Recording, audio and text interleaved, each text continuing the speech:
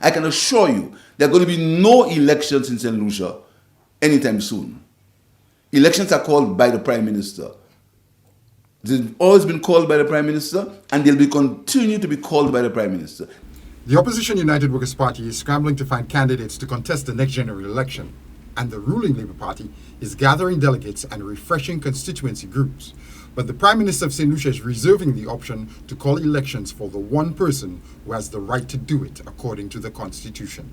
No one will ever be able to say to the Prime Minister, it has never happened before, it won't happen now, when to call elections. The Prime Minister will call elections, and the Prime Minister will ensure that he follows the constitutional requirements for elections. Prime Minister Pierre was speaking on the issue of criminal violence, having just returned from a regional crime symposium in Guyana. There is nothing comforting in these words, but all I can tell you is that there seems to be a pandemic of crime in the region. And this is not, that wasn't meant to be an excuse. It's a fact.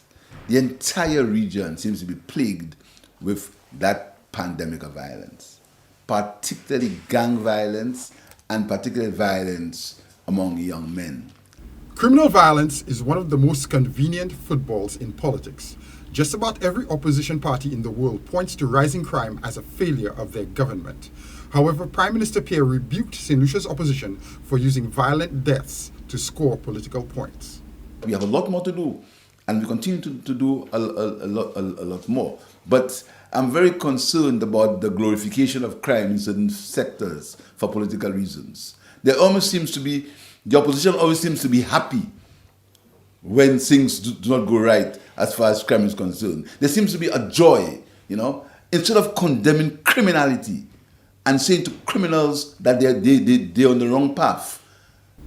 While reserving the power to call elections for himself, Pierre pointed to the voters as the only ones who can remove governments in St. Lucia, adding that the opposition's tactics amount to sowing confusion for the sake of gaining power.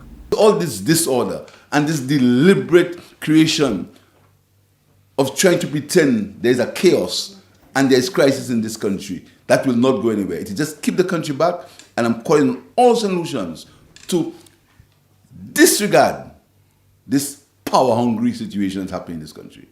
For Choice News Now, I'm Jason Seaflay.